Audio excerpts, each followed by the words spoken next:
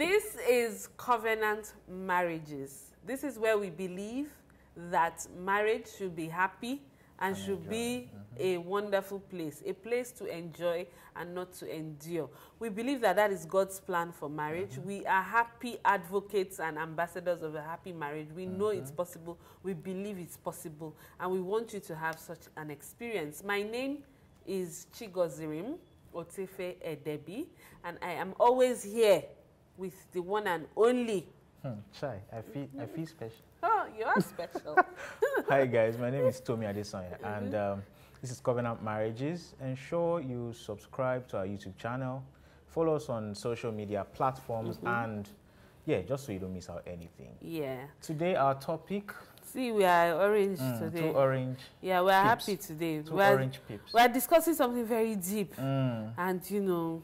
So we need the color to brighten the mood. Yeah, we need to be happy because it's a topic that we don't really like. Yes, and we don't want people. We don't want people to go there. You know, we're talking about divorce, separation, back from the brink of divorce and separation. Yeah, we're looking at if it is possible because there's some situations that you see that are very extreme. Yes, and you're like, wow, I wouldn't stay there, so why would I advise someone else to stay there? And it's not only violence. Yeah, it's not only violence. There's just so many things. People taking you for granted in the marriage, people walking all over you emotionally. Body shaming you. Yeah, body shaming you. Every day you are fat, and they're not slim. They're not slim. These people say this thing. See their stomach. All right, guys. So please follow us on social media platforms. Subscribe to our YouTube channel. Yeah. And we also have Vox Pop, just to know what people out there are saying. And if you need counseling of any type, reach out. You know, please reach out. There'll be people here to help. Thank you very much. So we'll be right back after this break. Don't go anywhere. You can catch up with other episodes so you understand what we're about, and then you can come back and meet us. Thank you.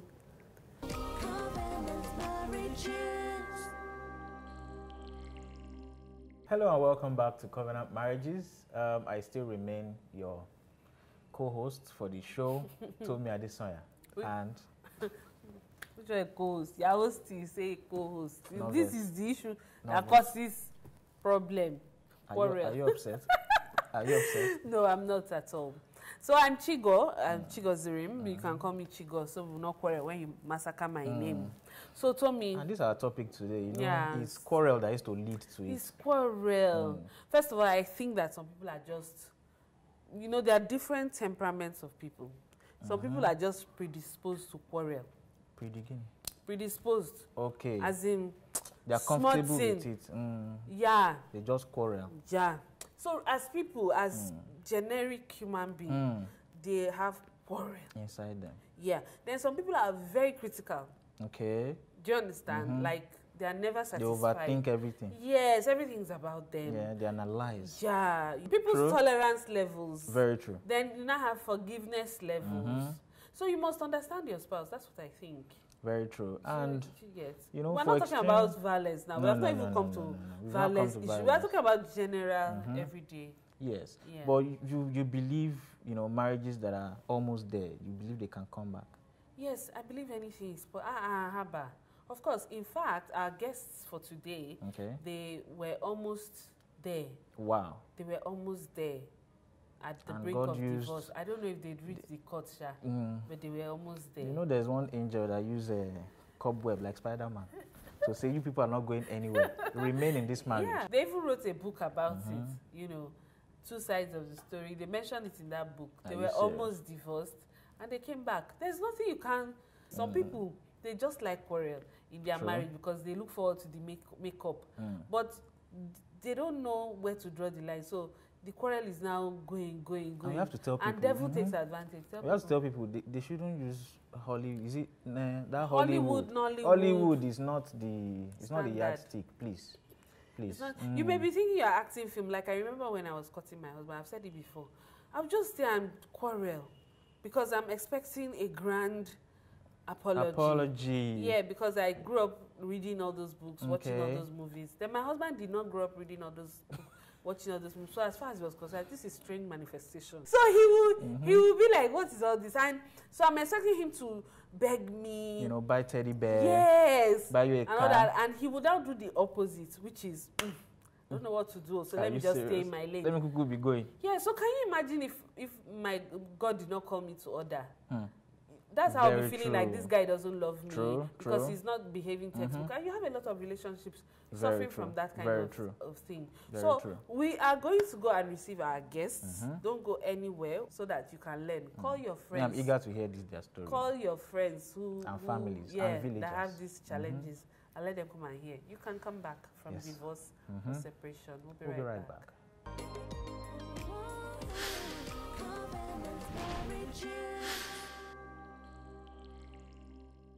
Hello and welcome back to Covenant Marriages. This show talks about God's plan for marriages. And we are here with our wonderful guests. Yes. Our guests today on the show are Dr. and Mrs. Okonkwo. Dr. and Mrs. Richard Okonkwo. Ngee and Rich. Ngee and Rich to their fans. Wave to your fans. So they, in addition to medical work, and they also have a ministry called Keeping Marriage Alive Ministry. They also co-authored a book called Two Sides of the Story. Okay. They've been married for how many years now? To be 15 in the next 2 15, wow. Yeah, 15 years this year, and they're blessed with children.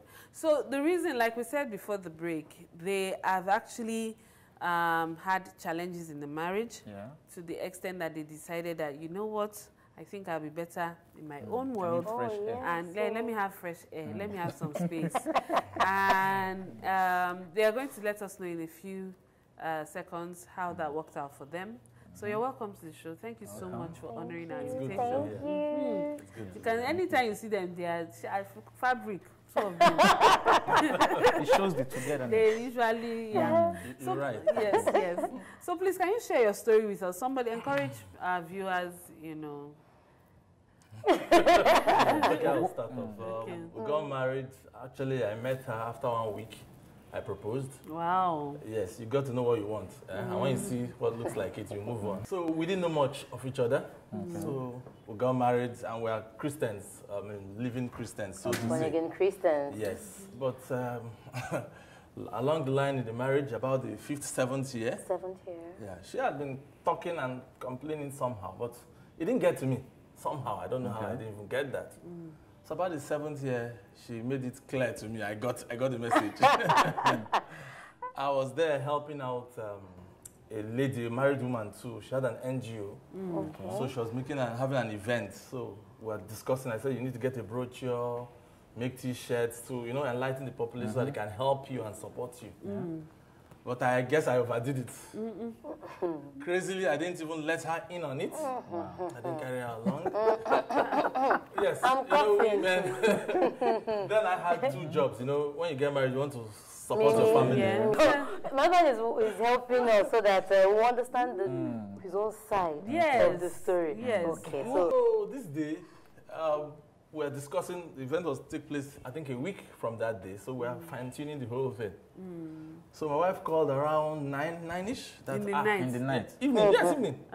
That's night. She came to my office, actually. Okay. I have 2 jobs, trying to make things meet. As a doctor. So she came to my office, yes. So my wife called that, we need gas in the house. And I went with the car.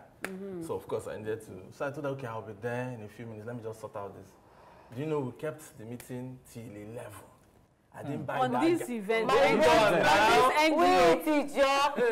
Wait, who was in the meeting? Who was in the meeting? And who? 2 of them. And my nose, don't. There was no my love. In my clinic. In my clinic. Okay, so by the time we finished the meeting, I was driving home. I said, Kai, today. This is 11. Of course, nowhere will be selling gas. Yeah. I just went to, of course, I can't remember what she said, but I knew I was in big soup. Okay. God helped me to get past that day. 2 days after that, and she had warned me, you're having an affair, you know, I wouldn't blame her, really, if you look at the circumstances. I still beg to differ. I think something was on ground, but okay. Just for peace to reign. Yes. So 2 days after that, yeah, around evening, she called again, you know, the event was still 3 days from there. So she called, and I was getting up that I would go. My wife said, no, you're not going anywhere today. I got myself in that. I said, that's true. Before they hang me on this stuff. So she called 2 hours after that again, trying to get me to come. So my wife picked up the call. Maybe I should leave you to say all those okay, over to you. Yes, the rest.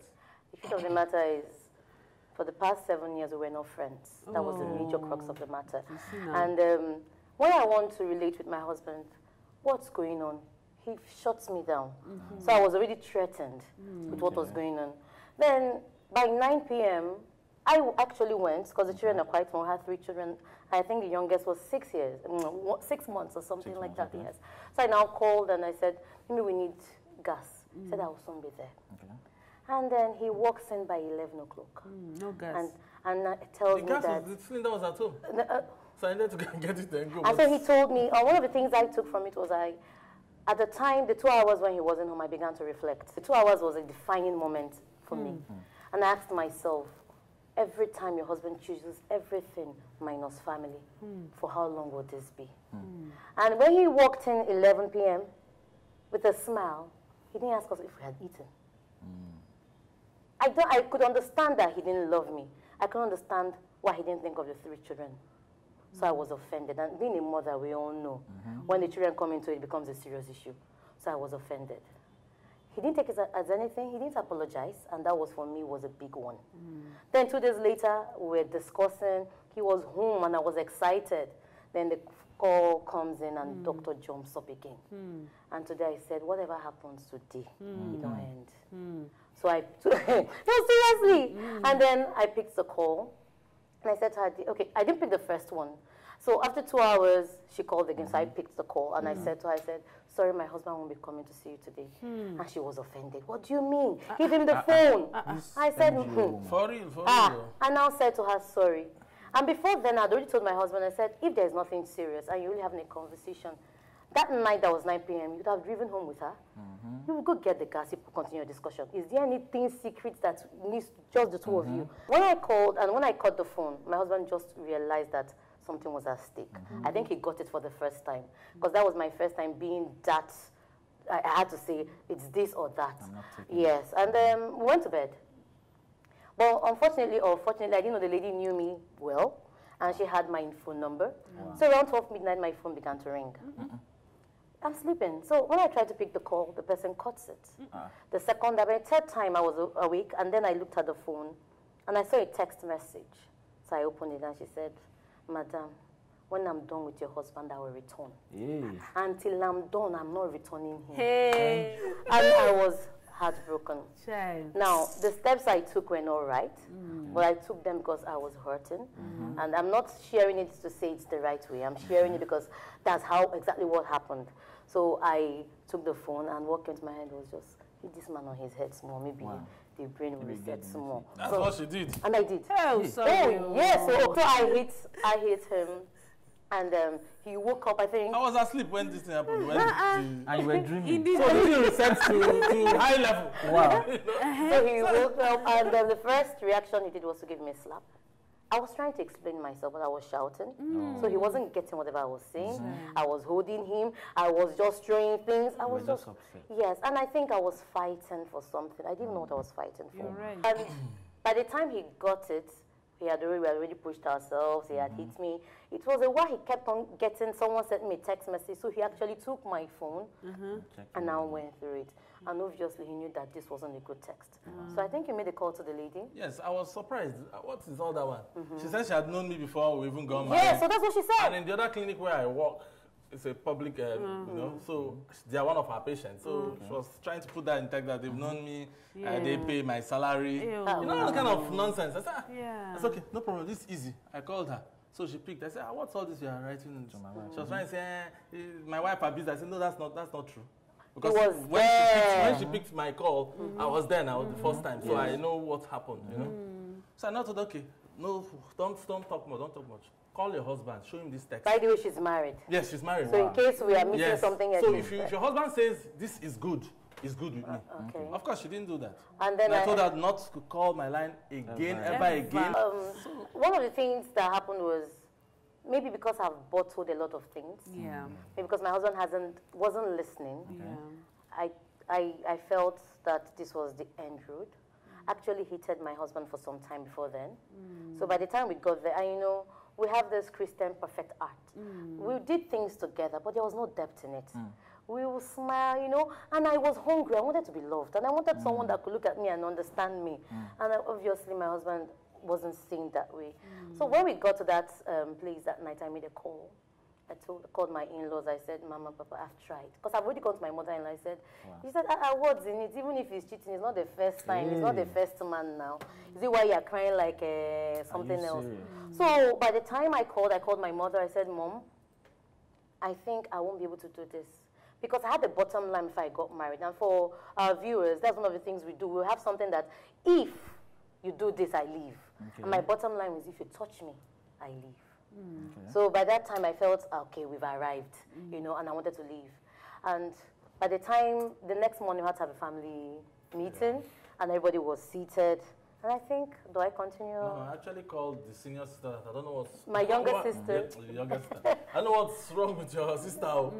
We're not communicating. Did you hear what I just said? You don't know what's wrong? Let's now. How she behaves, so that... so I called my elder brother too. That's come, people come and help me. Come and help, that kind of, because I was totally confused that... And then I think he called the pastor. We met through a pastor friend. So they scheduled for us to meet around 6, 7 a.m. So they all came. In the morning. My mom came. My mother-in-law said, put me on speaker. So the questions, I think they spoke to you first. Yeah. They asked him what happened. They said that he doesn't know, but all he knows that the wife troubled him and hit him with the phone. So he had to hit me and all. But my mom kept on asking him, did you really hit her? Couldn't believe. She couldn't believe. And let me tell you, my mother was not asking because of only that. She was asking for herself. My mother was abused by my father for a certain amount of years. And one of the things she told all her son-in-laws is, make sure you don't touch my children. Correct them, do anything, but don't beat them. So she was not asking for me. She was asking for herself. She was seeing a repeat pattern.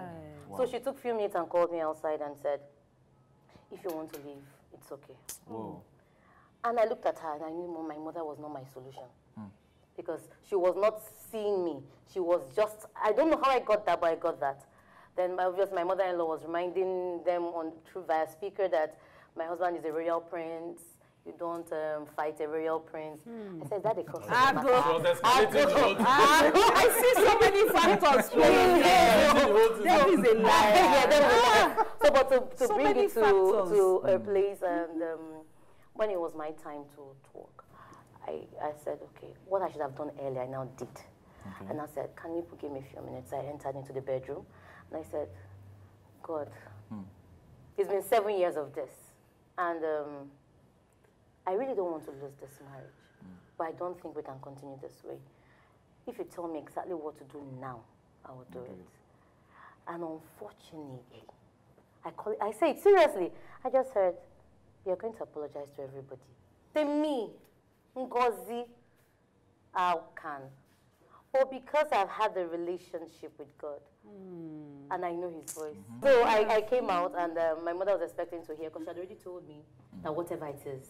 So she was expecting me to a very dramatic. So I came out, and I did what I don't think I would do now, but I did this with the help of the Holy Spirit. I knelt down and said, on behalf of myself and my husband, I'm really sorry. Sorry for what? Exactly. My mother, first of all, stood up.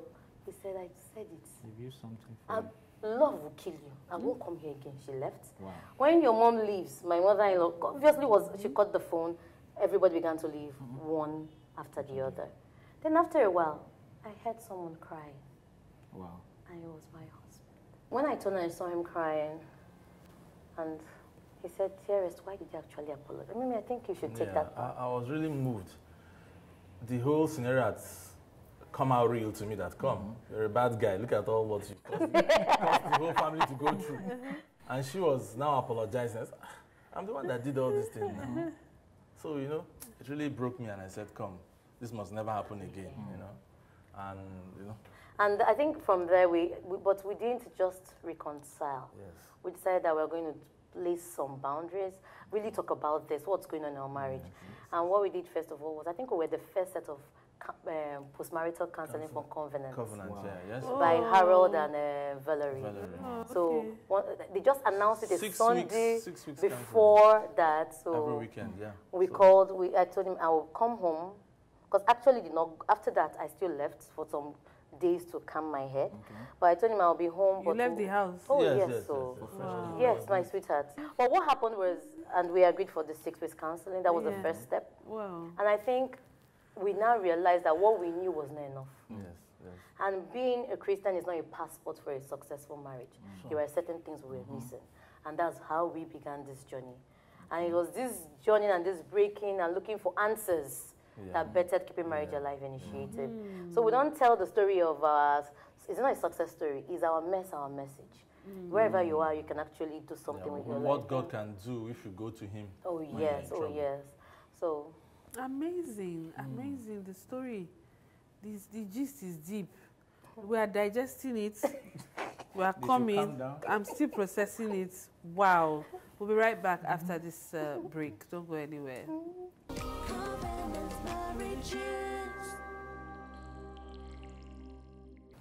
Hello and welcome back to Covenant Marriages. I mean, if you've been following us, you would have heard how God, you know, turned their mess into their message, like she said. We've heard the mess. Now let's go back to hear the message. Yeah. So we've heard everything you said. It's a story. It's a case study. You lived through it. Yes.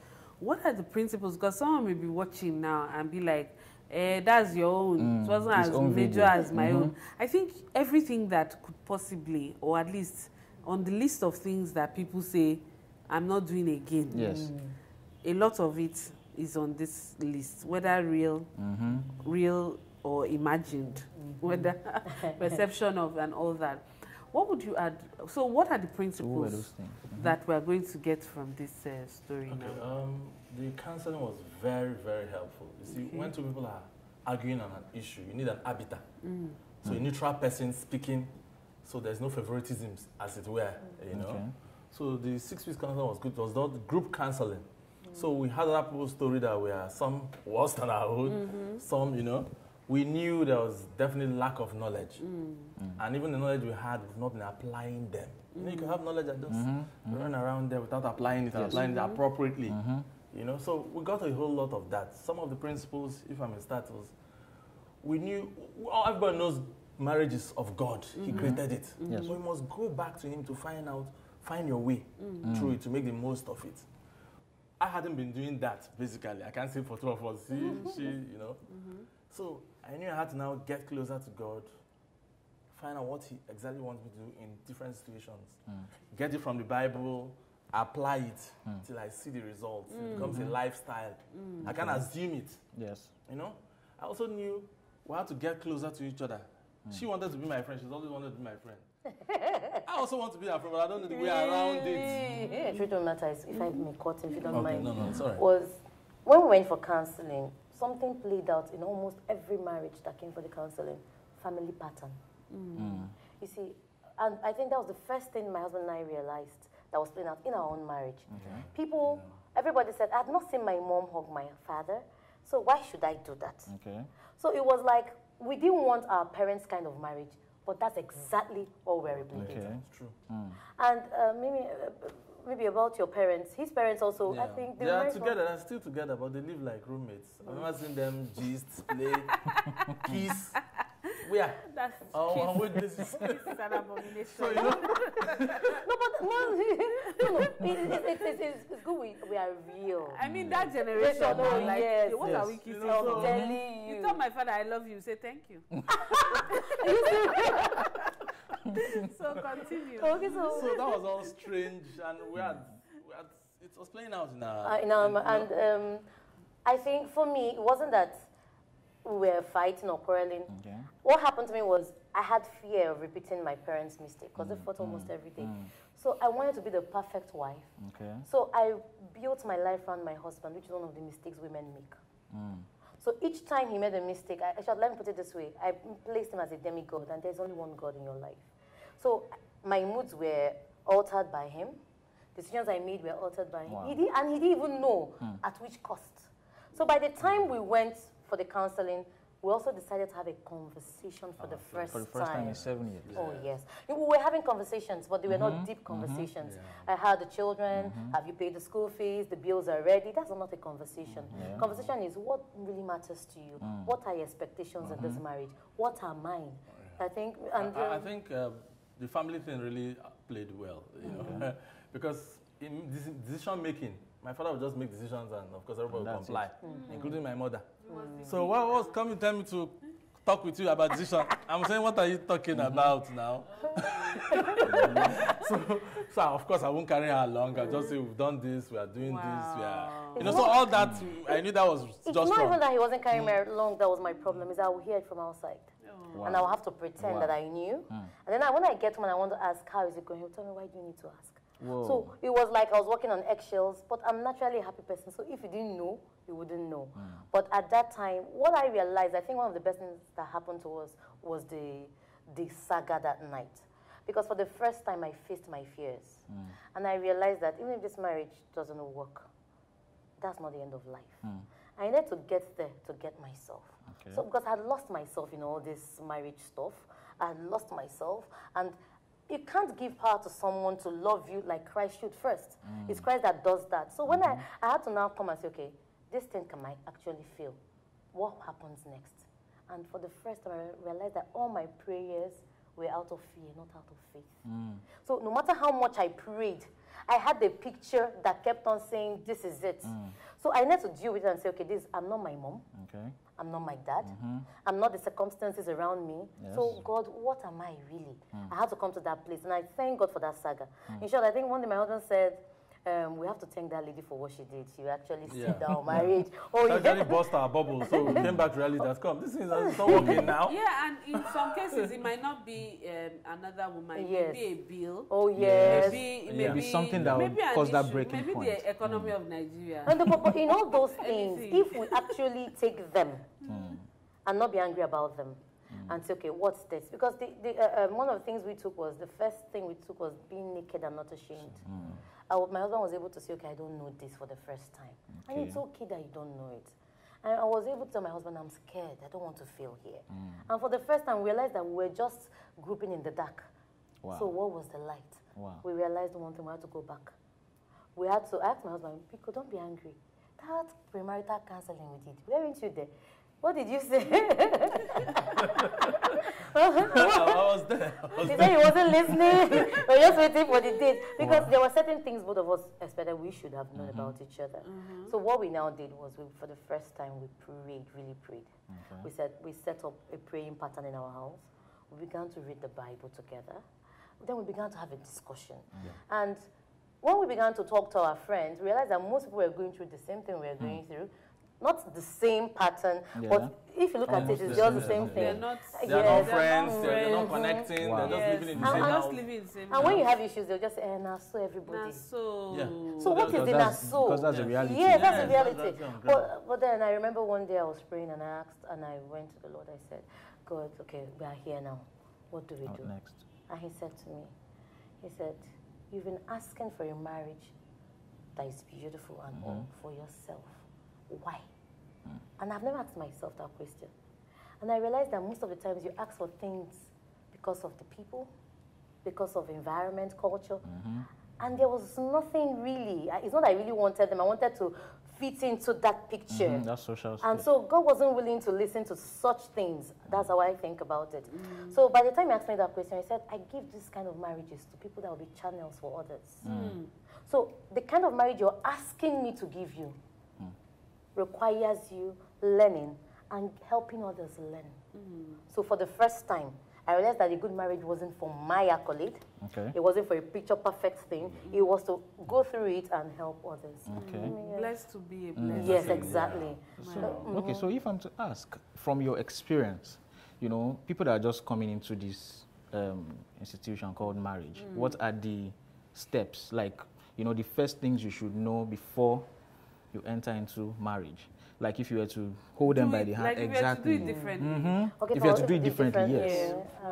What if I was given a chance, I would have given myself the opportunity to know him. Okay. And not knowing him, just knowing him, asking him direct questions. I did ask some, but maybe I didn't ask the proper questions. In 1 week? You asked some in 1 week? I did, though. I did. Okay. I had a lot of suitors. Actually, I wanted to settle down. That's another story for another day. So I just asked basic pattern, and I just said I wanted a born-again Christian. I thought that was a passport. That is really automatic. Yeah, exactly. So I didn't realize that I had to work, and he had to work, and forgiveness and all those things. So that's the first thing. Ask more questions. Number 2, maybe create scenarios where the person, I begin to understand that the patterns around will play a part in our marriage. You know, if you're in love, you actually think that it's just the two of you. But there are certain things inside that is playing bigger spaces that is affecting both of you. And will count in the marriage if not addressed earlier. Very true. And love is not enough. Okay. The kind of love we are used to is not enough. You require the movies. So no, those kind of love is not enough. It's not enough. Fortunately for us, we're not really that in love, so it helped us. Yes. It helped We now us. fell in love. We now fell in love after. Oh my God! we fell in love later. You're not serious. So Mimi. Yes, I needed to have asked several questions too. You know, just as I said, when we were doing counseling, premarital counseling, they actually asked us a question that, what are her flaws? I said, flaws? I don't see any flaw here. I am telling you. But after that, I said, give me 2 sheets or 3. let me tell you in details. And when he said there were no flaws, I asked him, are you kidding? So I'm this perfect. No, I knew that there was a problem somewhere. I'm actually a bit of a realist. I said, you can't put me on a pedestal. I think that's the problem we had. My husband saw something that fitted into his dream woman, but I come with some baggages too, and those baggages are real. You know, so I needed to deal with them. So when we started having our conversation, we now began to talk about our past. We had to heal. I had to heal from separating my husband from my father. I had to. That was one thing I didn't know that was playing a very big part in my marriage. So I needed to say to myself, and my father was a doctor, so anytime I saw the two of them, it was just, I was repeating. So I had to tell myself, even till now, there are things that will happen, I will take a step back and say, it's not your dad. This is my husband. So I don't do you understand? So I had to now talk to myself. And then my husband began to, I think, if I may speak for you, if you don't mind. No, I'll speak myself. One of these but go ahead. No, but go ahead. What I wanted to point out was, he said something to me. He said he wanted me to be like his mom. So is that one good or where are we with this? Exactly what I said. Mimi, that was why. Okay. She is very active. That outspoken. No. She. When you say no, my wife. My wife. Of course. Active, outspoken. My mom is more reserved. And does, you know. She's a supporter. Yes. You know, and I was getting to know her more, know her background, to know what, you know, when you see your mom beating every day, you're already almost geared up to stop that at any means, by all means, you know. So anything will trigger up in that line. So I need to be more compassionate, more caring, carry her along, make sure. For instance, if I come back, at times I walk late. If I'm not going to come, I better call her and tell her, come, we have a surgery, I'm coming a bit late. But if I'm coming late and I didn't tell her anything, she's already this man don't go do like that. Okay, she was always like, okay, so you now had to really understand that and make sure I carry her along. The truth of the matter was, my mother-in-law is one of the best mothers-in-law I know now. When we began, we were not really friends because we came from different backgrounds and all. But what happened was, my husband expected that if he comes home, even if it's 12 midnight, I don't need to ask him why. Just just serve the form and no question. Yes, exactly. At least let me come in before you ask the My lord, you're welcome. So because my father was into a lot of women, when my father is late, everybody knew where daddy was going to. So when my husband was late, because I didn't have an assurance, I was battling with, am I repeating the same pattern? Okay. So when I come in, what I was asking for, when I told him, how are you back? I was asking for assurance. Tell me that we're not repeating the same thing. And he didn't get it. So he would tell me, what do you mean? How dare you ask me? When I was working I'm my ass making out. money for the house. Money for you. Oh, I'm telling you. And that is how we begin the greeting. I don't blame you now. Now, so, you're working, am I not working? Yes, yours is different from mine. Are we, so the greeting becomes a quarrel. But what I was asking for was just tell me that. Assure me that that's everything all. is okay. So when we had that open conversation, understood that. So, wow. And it was as simple as that. Yeah, it was. And I think one of the things I took from it is we're not the same.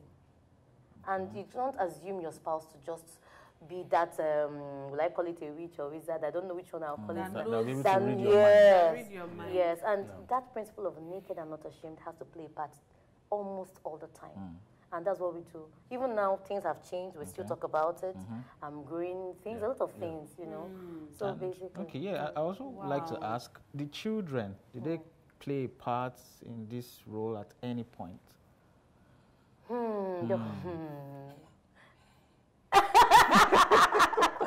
Can I share? Yeah, you can. Okay, but Kamsi, right? Yes. Okay, after we had that fight, so they wanted to go to school the next day.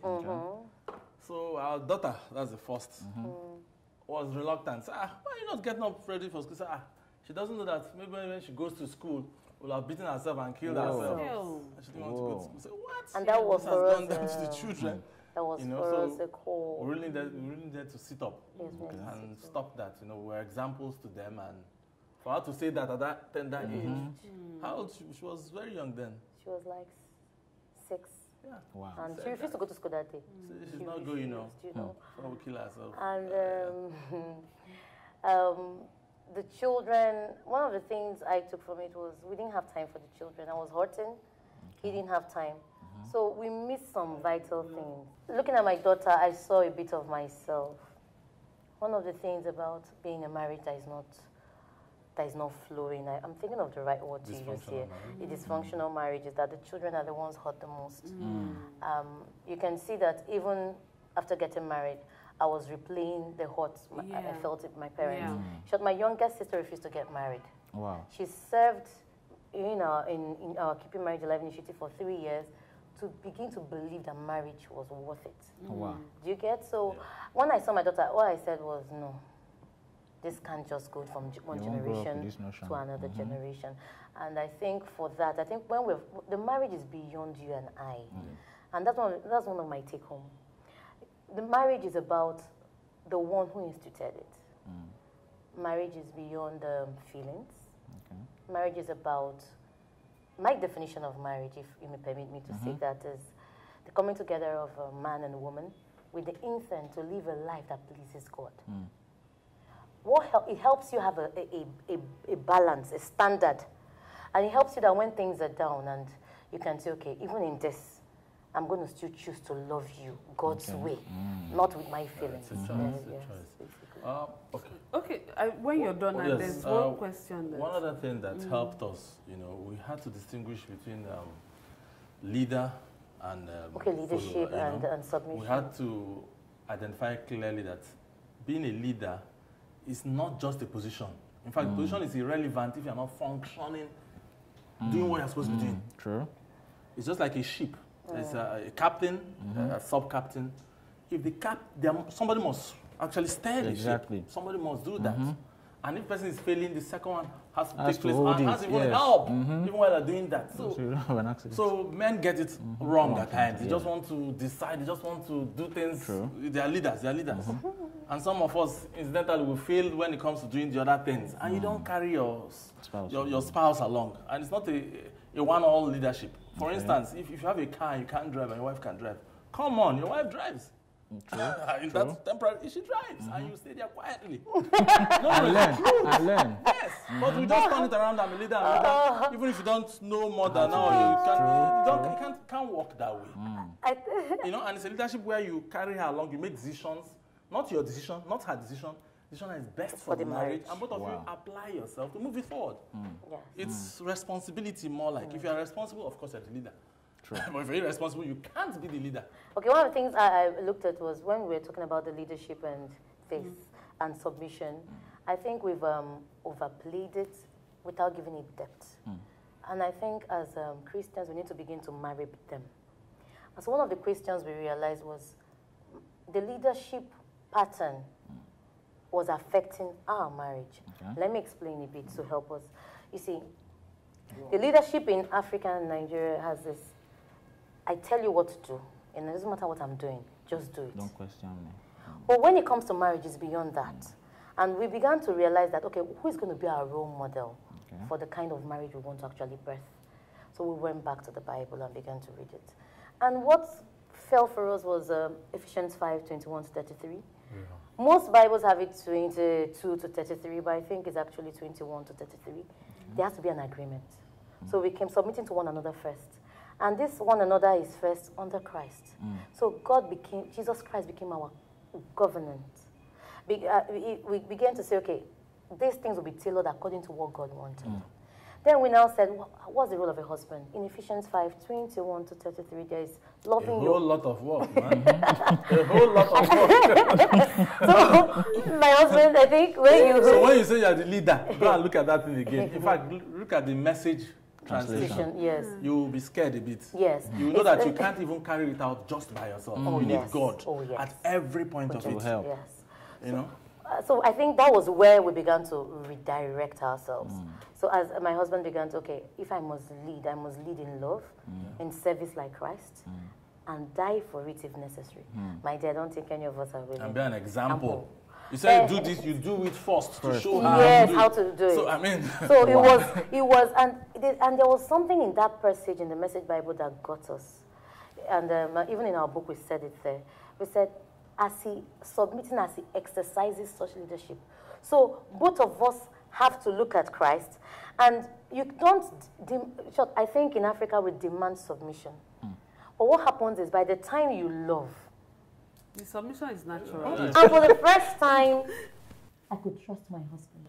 I know submission and trust, they go hand in hand. So I could give him of myself. But it was a process, and it's still a process. We still miss it. We still miss it. Every time we remove Christ from it, we miss it, then we come back again. But another part that's if you look at that scripture, it said the husband will bring out the best in the wife. You beautify her with your words. Yes. With your words. So you can't talk down. I notice once men get angry, of course they're not beautifying anything. When they begin to speak. I think it's even both ways. Both ways. I'm looking at the response of the man now. Yes. You're supposed to beautify your wife with your words. So that's discipline. You will stop saying you're the leader and begin to discipline yourself to do what you ought to do. Wow. So the leadership needs to be retaught again, where our husbands begin to look at the mentoring as Christ and the submission as Christ. So when I submit, even the days I feel like it's a bit difficult, I do it in the knowledge of who I'm serving. So both of us are under somebody. Under authority. Yes. And what happens is there is a flow. And this flow brings peace, divine health, finances, a lot of things because of time. So and of course, you are accountable to God and to your spouse. That means your spouse can ask you questions. Oh, yes. Because I have a problem with asking me questions. Why are you asking me questions? No, but you know you're accountable now. Yes. And she represents God before you. So she can ask you questions. Why do you do this? And you owe it to her to answer the question. Until she understands, not just answer. Until she understands your viewpoint. It's not as so bring your strong reasons to the table. And we do. And what happens is when you bring your strong reasons to the table, you actually build a friendship that is unbreakable. True. So you become friends. And you can actually discuss and argue it out that, okay, this thing will not do this. And not quarrel while arguing. No. Yes. Okay. And you can laugh about it. And it has made me love this young man more and more. I love this man like another thing.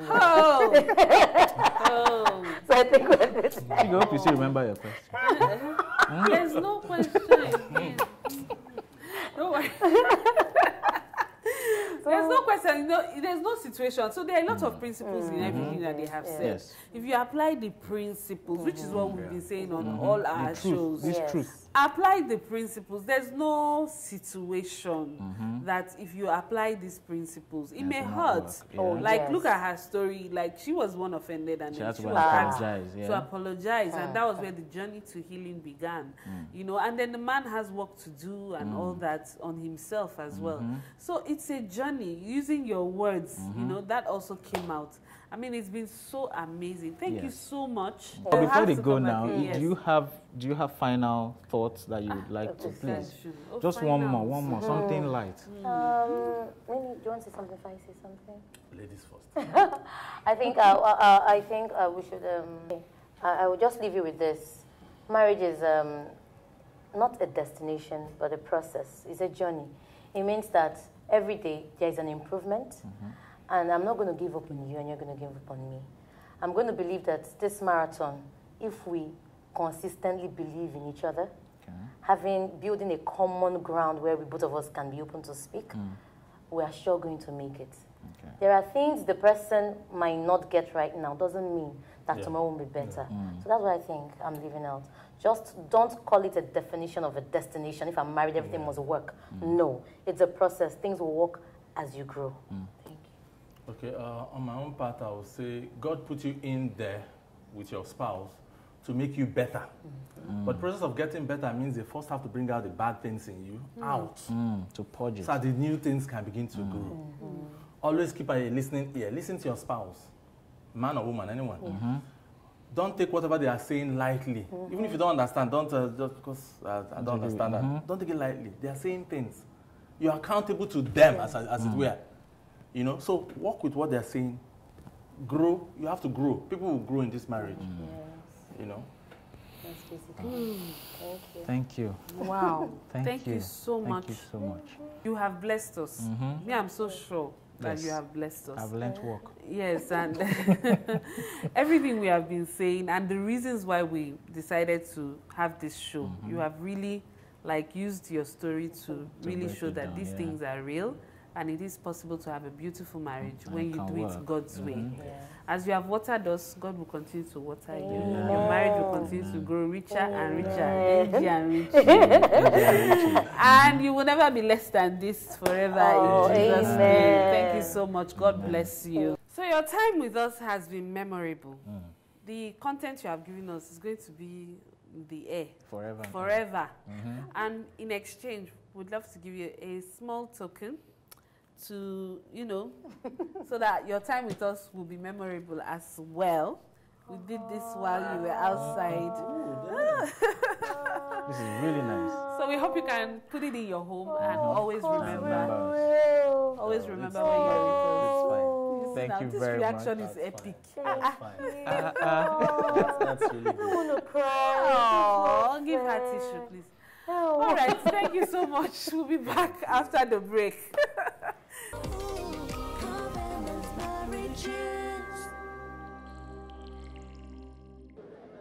I believe personally that in Christian marriage, divorce should not be an option, because marriage is not just about a feeling, it's a commitment. It's a commitment to stay with somebody in health and in sickness, when things are good and when things are rough. So I believe that when we have issues, we should stay true and resolve our issues. The only option, the only reason I feel that divorce should even be considered at all is when there is a threat to life, maybe in case of domestic violence from whichever side of the marriage. And even at that, I believe that there should be separation first, then there should be intervention from the body of Christ and how the issues can be resolved and traced to the fundamental issues, the root cause of the violence in the home. And it's only at the point where nothing else could be done that I think that couples should go their separate ways in Christian marriage. Thank you. Yes, just to add also, yes, like you said, threat to life. When it gets to domestic violence and threat to life, divorce, even at that, divorce should not be the immediate option. It should always be separation. So the couple go their separate ways, they try to resolve it, and if it's still not resolved, then they can consider divorce or permanent separation. So this is what I think as well. But most importantly, couples should get advice from people, from their mentors, from pastors, from people who are set above them to know if, because most times this issue starts small. So before it cascades into a very big thing, they should always seek advice and advice from other people who know better. Thank you.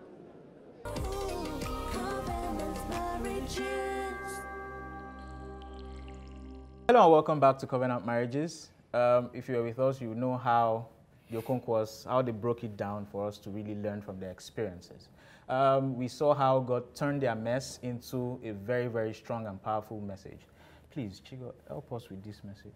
So this is a couple that, pretty much everything wrong in the book happened for 7 years. 7.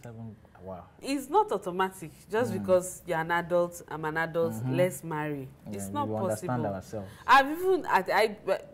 I've attended a church where they said all adults, once you have age and you both signify that you are ready to marry, will pay everything just for the wedding to happen and then you can marry. But it doesn't. The church. Yes. We'll do everything, marry on Sunday. They just wanted more people to get married. Oh, okay. But it's not about we are of age like and we should marry. So I really learned the place of yielding to God and forgiveness and counseling, very important, based on the Word of God. And I learned, especially for the men, that we are accountable to God and to your wife. Yeah, accountable to your wife. Yeah, they have a lot of men, maybe especially men that maybe they were already made. Exactly. And then they just feel like, I am bringing this lady into my house as one of my props.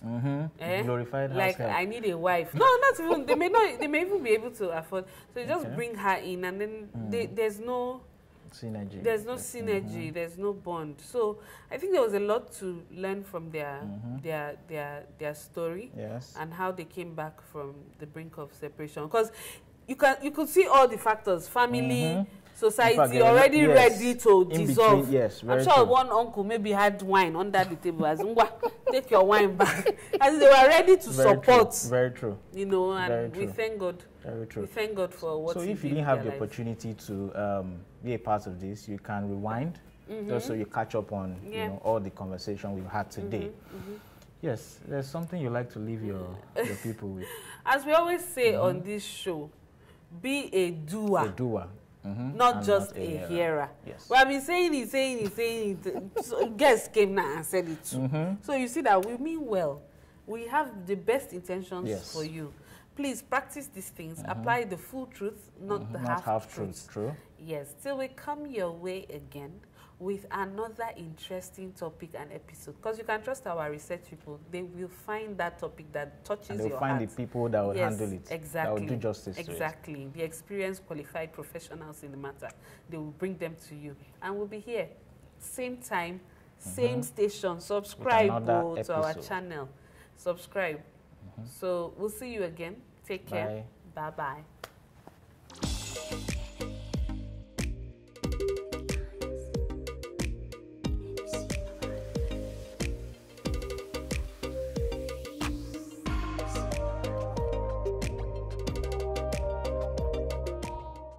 Powered by Covenant Christian Center.